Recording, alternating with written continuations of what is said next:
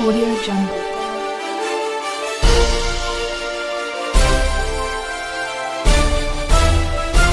Audio Jungle.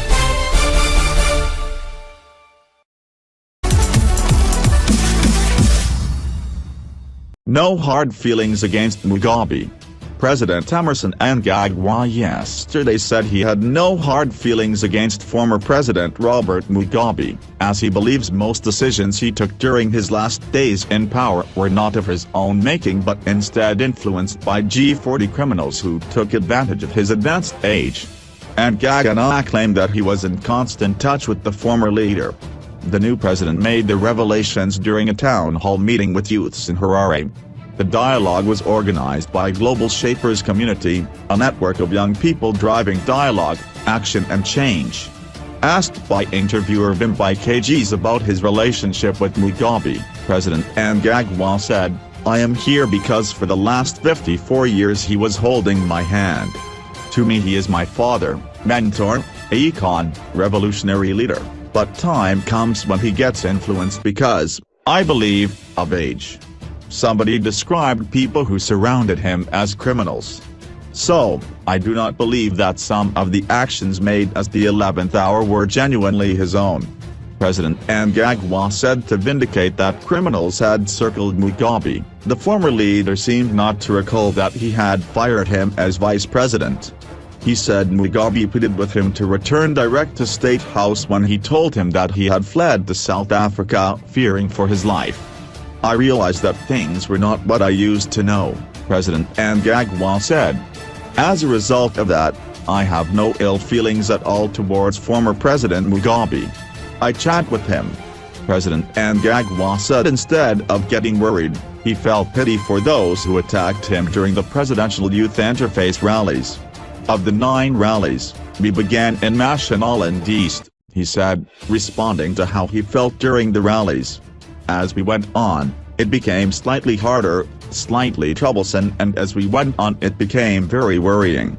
I really thought that those who were making accusations on me or some of my colleagues like George Chiremba were ignorant of who I was and who Chiremba was. They also had a perception created outside our actual persons and they misunderstood us.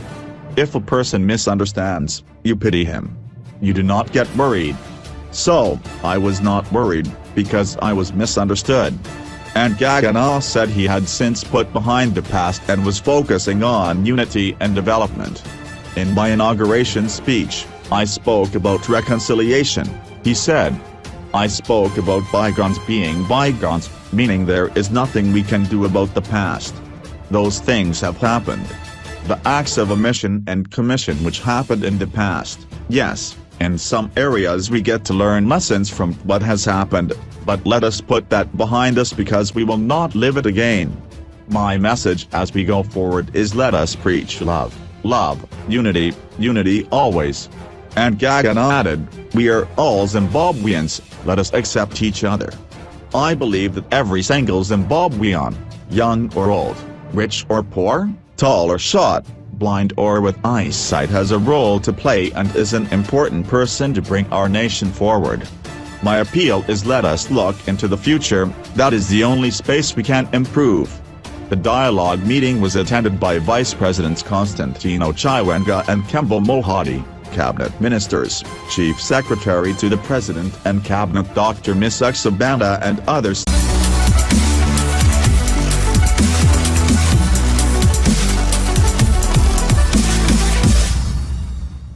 Police in Zimbabwe arrest American citizen over anti-Mugabe tweet.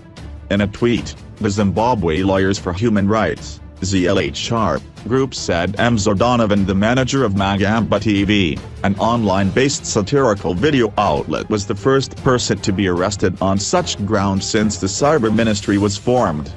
Police arrested Mzo Donovan during a morning raid at her home in Harare, seizing electronic devices, including computers and a phone.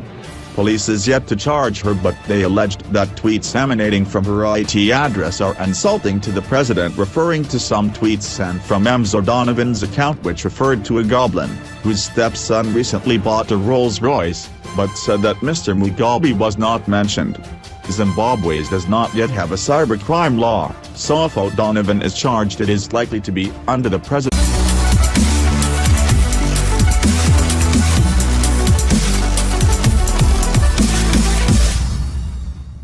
Top Business Good News Network CNBC Africa salutes Prophet Bushiri for boosting tourism. Africa's top and renowned Business Good News Network, CNBC Africa, has described Prophet Shepherd Bushiri's successful crossover night as a boost for local tourism in South Africa.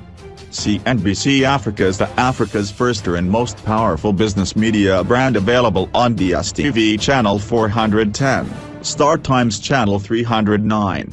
Canal Plus 169 and Quiz TV 736, which reaches decision-makers, CEOs, policymakers and entrepreneurs across the continent in over 100 countries.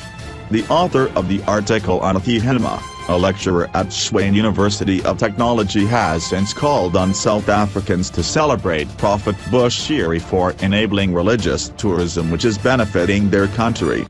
At least 150,000 people attended the 2017-18 crossover night at FNB Stadium, arguably the largest crowd so far. By filling up the stadium, Hilma argues that Prophet Bushiri is, therefore, the pioneer of #fill-up.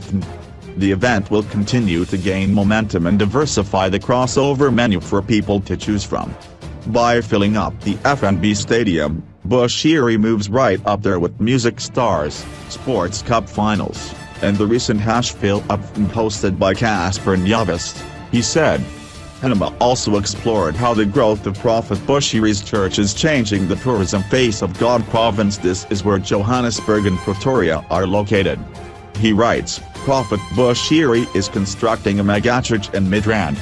The church already holds its main service at the showgrounds in Pretoria West. The church service in Pretoria attracts thousands of congregants from near and far, domestically and internationally. Hilma noted that the growth of Prophet Bushiri's church is profound, considering that God is not a traditional holidays destination, as the province experiences the greater outmigration as people, who travel to the sea and the rural hinterlands along the century-old migrant labor system.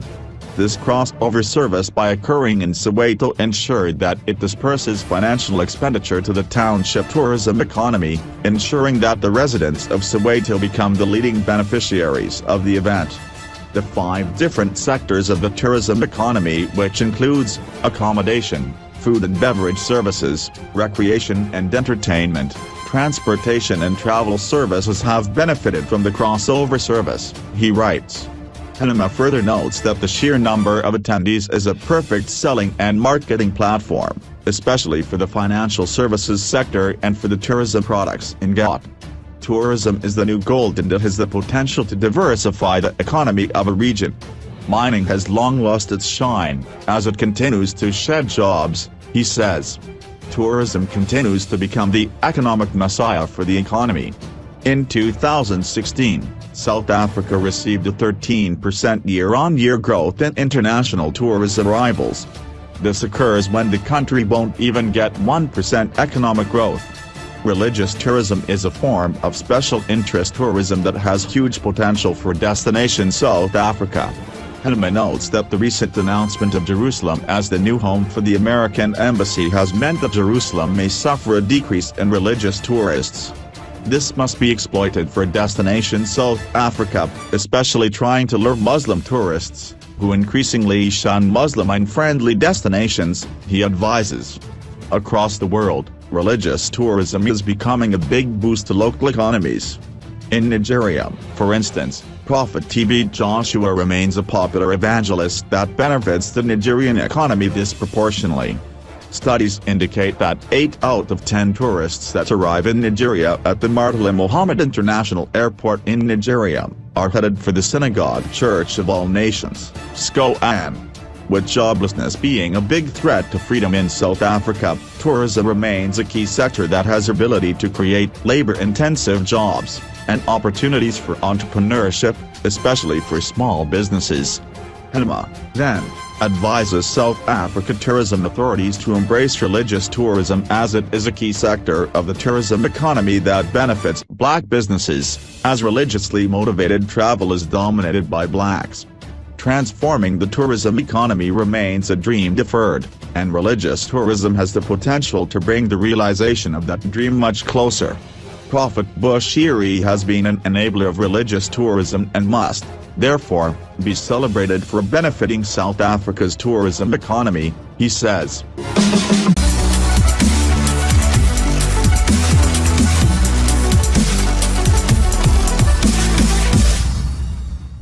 South Africa's Prophet Shepherd Bushiri arrested at New York JFK Airport for drug trafficking.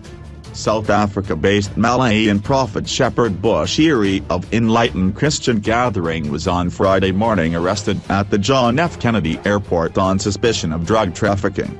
Bushiri, who has been released on a $100,000 bail, would be assisting the New York police in investigating a 10 kg cocaine found on the baggage carousel.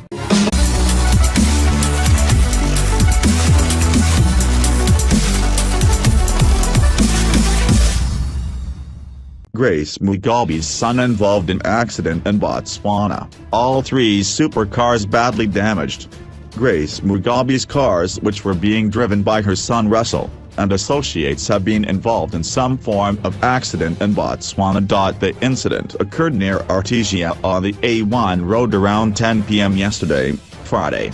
All the cars, Rolls-Royce, Range Rover and Porsche, which were yesterday morning reportedly battling with customs to enter Botswana from Zimbabwe en route to South Africa, are badly damaged, but the drivers escaped unscathed.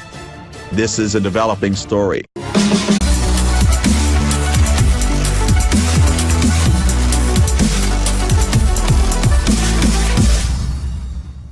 New twist on Grace Mugabe's son who got arrested at the border, affidavit signed by Grace leaks.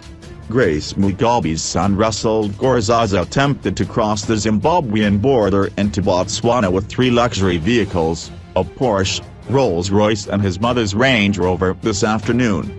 This resulted in the police reportedly blocking Gorzaza and allegedly impounding the vehicles at Plumtree border post. Gorzaza produced an affidavit written by Grace Mugabe citing that she had granted him permission to travel with the vehicles to South Africa and Botswana. This comes as a surprise move considering how the first family used to cut through the red tape and their tenants.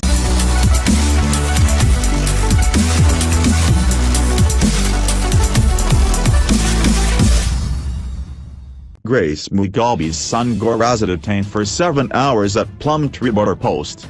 First Lady Mrs. Grace Mugabe's son Russell Gorzaza was yesterday detained for hours at the Plumtree border post before driving into Botswana on transit to South Africa with three luxury vehicles. Sources said customs officials suspected Gorzaza, who was in the company of Atinash Munetsi and other unidentified people, was using the top-of-the-range vehicles to smuggle cash and other valuables out of the country. The sources said Gorzaza, Munetsi and his team spent almost 7 hours at the entry point as they were subjected to questioning and thorough searches. The three cars, a Rolls-Royce, a Porsche and a Range Rover, were thoroughly searched and scanned. Gorzaza and his companions were questioned for close to 7 hours, said a source at the border. The Range Rover, with personalized plates, and the Porsche with South African registration numbers reportedly belonged to Mrs. Mugabe, while the Rolls-Royce, also with personalized plates, belongs to Gorzaza. Police, ZIMBABWE and immigration officials declined to comment yesterday, saying they didn't have information on the incident. Gorzaza had papers for the cars, including affidavits giving him and Munetsi permission to drive Mrs. Mugabe's cars. He maintained he was taking the cars to South Africa for servicing, said another source. The sources said suspicion arose because Gorzaza opted to go through Botswana instead of going to South Africa directly through Beitbridge border post. They arrived at the Plumtree border post at 8 a.m. and only left around 3 p.m. as authorities tried to verify with the military intelligence if the cars were genuinely being taken to South Africa for service. One of the cars has a temporary import permit that was expiring today. Mrs. Mugabe was also contacted to verify a number of issues before the cars were taken through a scan for thorough searches, said a source at the border post. They were cleared to cross into Botswana, and at about 5 p.m. yesterday they were seen at Nando's in Francistown. Yesterday's incident comes in the wake of government rounding up top officials wanted for corruption. Mrs. Mugabe is well known for her expensive test, which earned her the nickname Gucci Grace. Goraza has been in the public light for a number of controversies, which include allegedly grabbing mines and immovable properties. In September last year, he reportedly spent $70 million, approximately $5.3 million on a Rolls-Royce Ghost, 4-door, and a Rolls-Royce Dawn convertible. He was criticized by many in and out of the country for his flagrant display of wealth when the country was suffering from massive shortages of cash.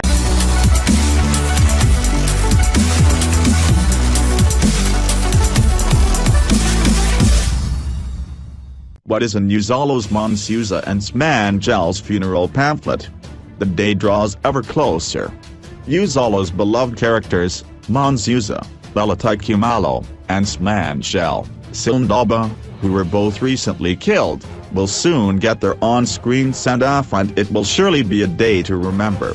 Drum went behind the scenes and got a sneak peek at the funeral pamphlet for the two characters. The program includes a collection of hymns for Monsuza, No Tears in Heaven, Lord of All Being, and Day is Past and Gone. The day is past and gone, the evening shades appear. Oh, may we all remember well, the night of death draws near. The last hymn is read as both Smangel and Monsuza are laid to rest. Fans can catch the funeral episode on 16 February on ZIMBABWE.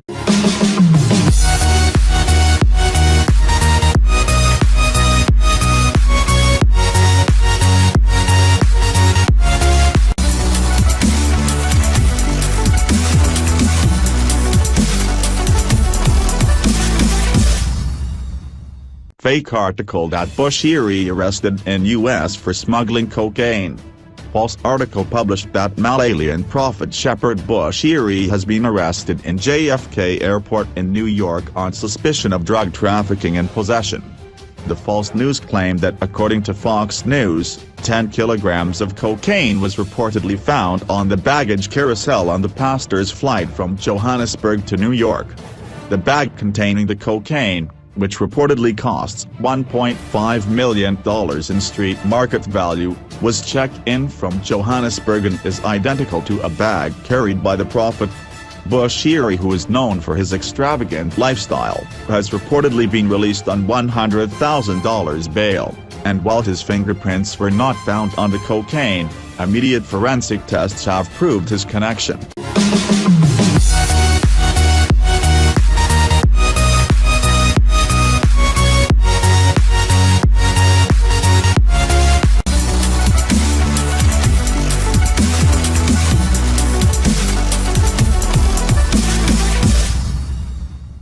R.I.P. former Botswana leader Lucas Manyane Mangope dies. Former Botswana leader Lucas Manyane Mangope has died, it emerged on Thursday. This is according to South African Broadcasting Corporation, SABC, which broke the news on Thursday night.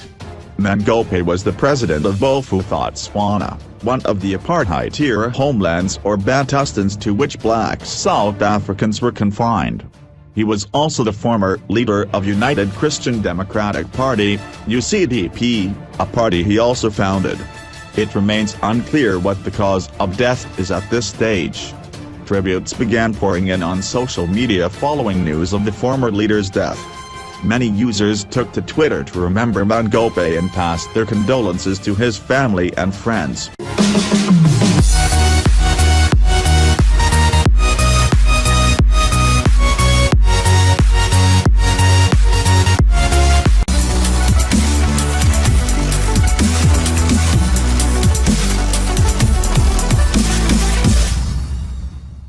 Singer Buzzizwa pregnant with Oskido's triplets. Meet singer Buzzizwa's baby daddy, by The singer announced close to end of 2017 that was expecting her first children. She has since given birth a few days ago. Despite being open and sharing her pregnancy news with fans, ZIMBABWE had kept the identity of the father's child to herself, until now. The singer tagged the baby daddy in one of the baby photos on Instagram.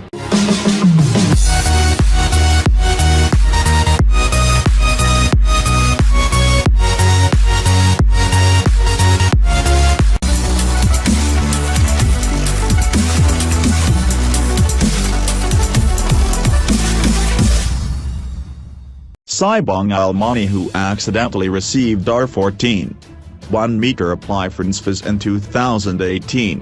Sibong Almani, who accidentally received 14.1 million from NSFAS to her student account and went on a wild spending spree, now apply for student funding at NSFAS. Sibong Al, now a third-year accountancy student at WSU, situated in the Eastern Cape, who mistakenly received R14.1 meter in June 2017 from the National Student Financial Aid Scheme, NSFAS, instead of the monthly or $1,400 she was entitled to for meals and books.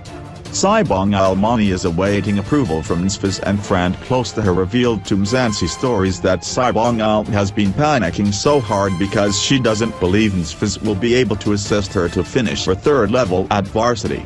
When we tried to call Sibong Almani for more details, her phone took us straight to voicemail.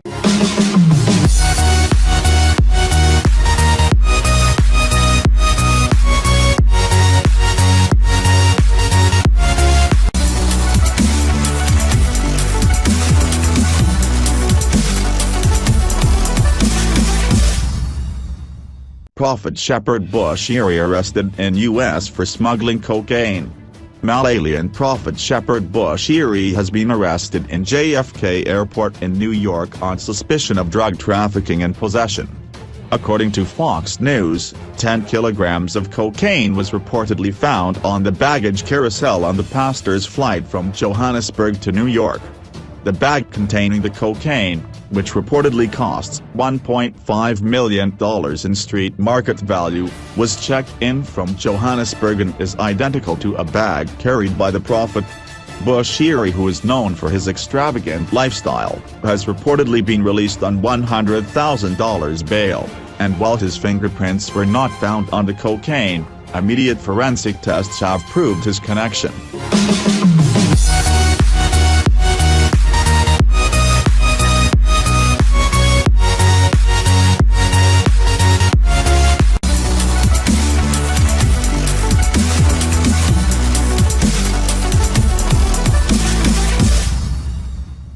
Former Homeland leader Lucas Mangope dies. The 94-year-old Mangope formed and led the United Christian Democratic Party, UCDP, based in the Northwest Province, after he was ousted from his post as head of the former Botswana, one of many independent black homelands which only apartheid South Africa recognized, in 1994. The homeland now forms part of the Northwest. He had been accused of using police brutality to suppress protests. In 1988 he was reinstated by the apartheid government, following a failed coup led by Rocky Mobane, leader of the People's Progressive Party, PPP. In 1993, ahead of the first democratic elections a year later, Mangope insisted Botswana would remain independent of the new and integrated South Africa and that he would not allow the elections to take place in his country, News 24 previously reported. He was removed from office by Foreign Minister Pikboda and Transitional Executive Council (TEC) member Mac Maharaj in March 1994.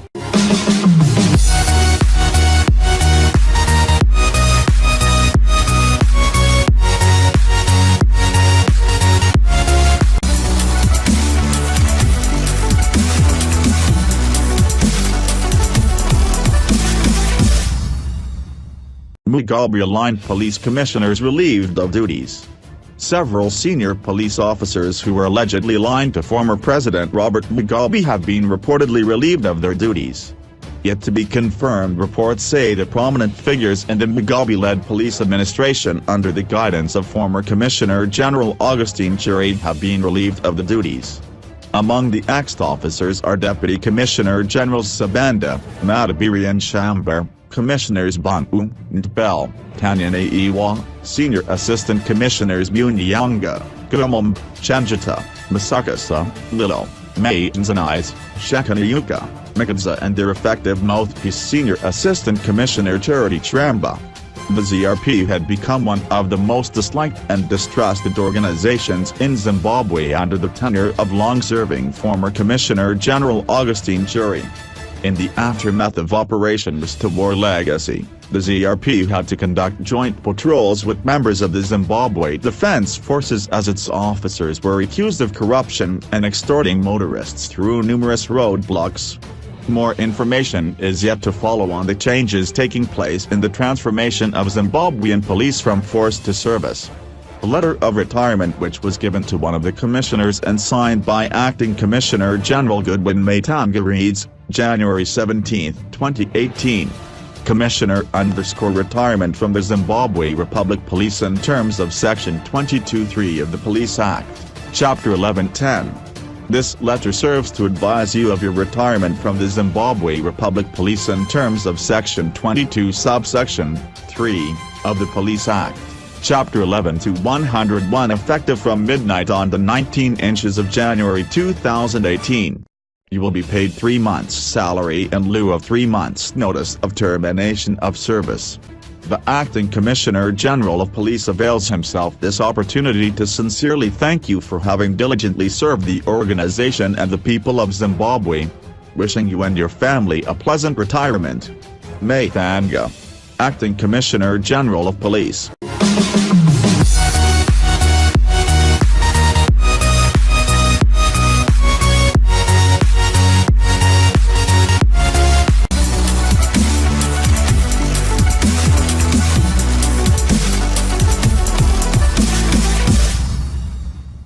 Latest on Wicknell Chiveo's controversial ZASA tender saga. The Parliamentary Portfolio Committee on Mines and Energy is putting pressure on government to implement the moribund Gananda solar energy project with haste, throwing the spotlight on flamboyant businessman Wicknell Chiveo once more. Chiveo was awarded a $200 million tender to roll out the project which will feed into the national grid to ease the country's electricity woes.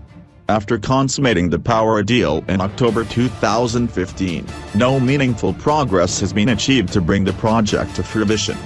In fact, the project, which is expected to generate 100 megawatts of electricity, has been mired in controversy, amid accusations of underhand dealings between bureaucrats in former President Robert Mugabe's government and the burly businessman. Chiveo has consistently denied any wrongdoing. In a report presented in Parliament on Monday, the Portfolio Committee said the work that has been done on the energy project does not tally with the amount paid to the contractor. The committee is concerned to know that the work that has been done and the amount paid to the contractor does not tally, reads part of the report.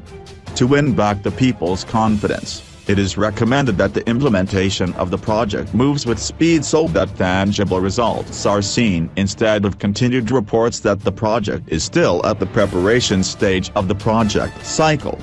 The committee further recommended that the Procurement Regulatory Authority Board should move with speed in coming up with a framework that will ensure that in future controversies that surround the Gwanda solar project do not occur again, such as the payment made in the absence of a performance bond. Chiveo has been staring down the barrel over the power deals which he signed with ZASA Holdings and its subsidiary, the Zimbabwe Power Company, ZPC. These deals have come under scrutiny after Intertrek apparently failed to deliver on them. ZPC senior management were recently arrested for advancing $5 million to Chiveo for this project's pre-commencement works, despite the fact that the businessman had not providing a performance guarantee as required by law. The performance guarantee acts as financial security and is supposed to be presented by the contractor before the commencement of works.